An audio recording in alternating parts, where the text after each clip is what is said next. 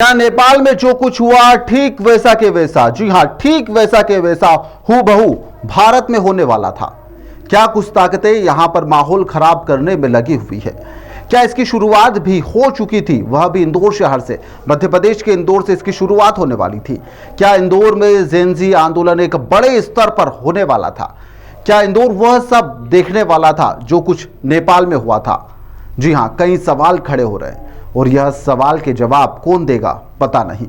बताया तो यह भी जा रहा है कि यहां पर इंदौर का देवी अहिल्या विश्वविद्यालय, कुछ छात्र यहां पर इसकी पूरी तैयारी कर बैठे थे।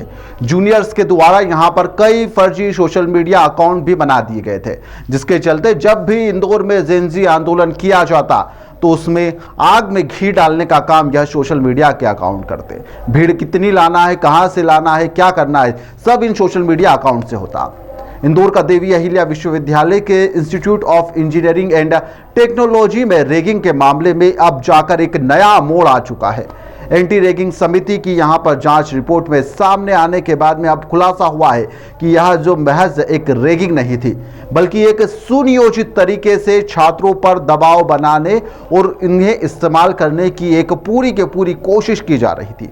रिपोर्ट तो यह भी दावा करती है कि जो सीनियर छात्रों ने यहाँ पर जो प्रथम वर्ष के स्टूडेंट्स थे, उनकी ना केवल रैगिंग करी बल्कि उनसे फर्जी सोशल मीडिया अकाउंट तक बनवा दिए।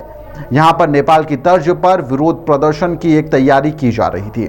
छात्रों को आदेश भी दिया गया था कि कम से कम यहाँ पर 2 ट्विटर अकाउंट उन्हें बनाना जरूरी है। सभी सीनियर से यहाँ पर जितनी भी पोस्ट है उसे रीट्वीट भी उनको करना जरूरी था।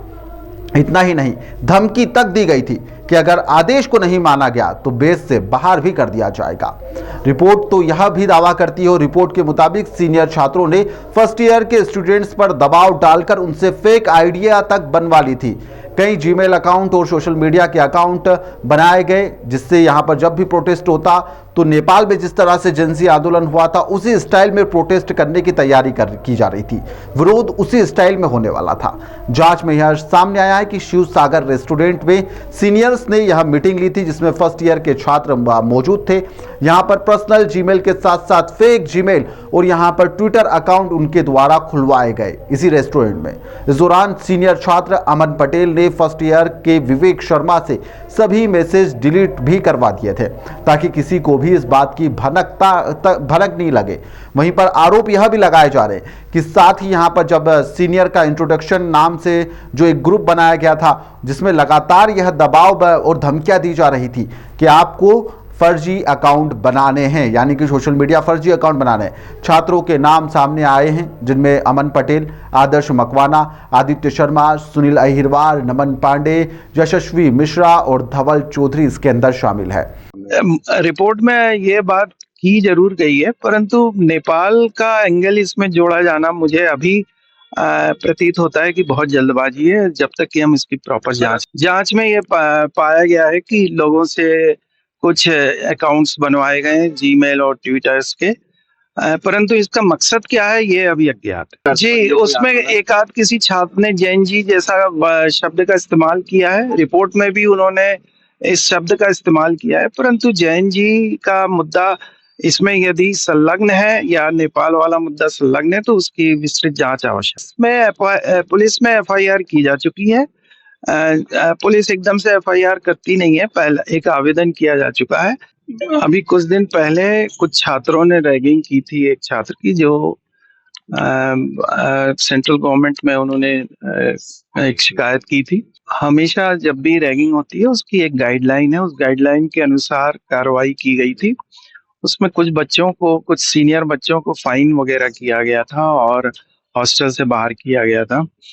तो उन बच्चों के द्वारा जो पता लगा है अभी हम लोगों को कि उन बच्चों के द्वारा जूनियर, चूंकि उनको निकाला गया है और इस तरह का फाइन वगैरह है तो कुछ आक्रोश है उनके मन में।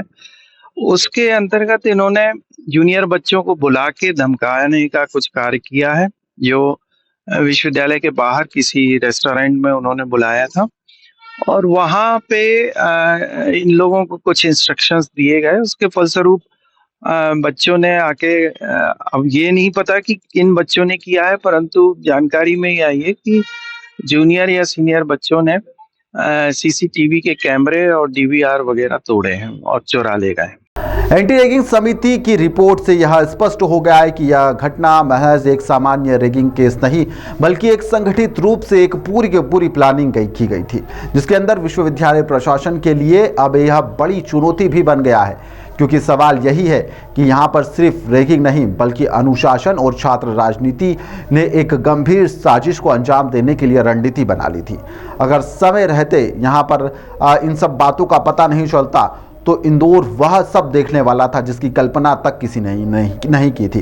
राहुल गांधी भी यहाँ पर जेन ज़ी आंदोलन को लेकर अपनी बात रख चुके हैं। वहीं पर अब इंदौर में इसकी तैयारी की सुगबुगाहट जो शुरू हुई है वह कतई भी ठीक नहीं है, और इस तरह की हरकतें करने पर अब प्रशासन क्या कुछ कार्रवाई करता है, जिन छात्रों के ऊपर आरोप लगे हैं उन आरोपों को लेकर कितनी सच्चाई है, इसको लेकर फिलहाल जांच की जा रही है। जांच में क्या कुछ सामने आएगा यह देखने लायक होगा। फिलहाल यह जो आरोप लग रहे हैं ये मीडिया रिपोर्ट्स के आधार पर लग रहे हैं, हम इन दावों की पुष्टि नहीं करते, लेकिन इन आरोपों को लेकर अब जो लोग हैं वह अपनी प्रतिक्रिया लगातार सोशल मीडिया पर दे भी रहे हैं। फिलहाल के लिए इस खबर में इतना ही। आप देखते रहिए द लपेटा।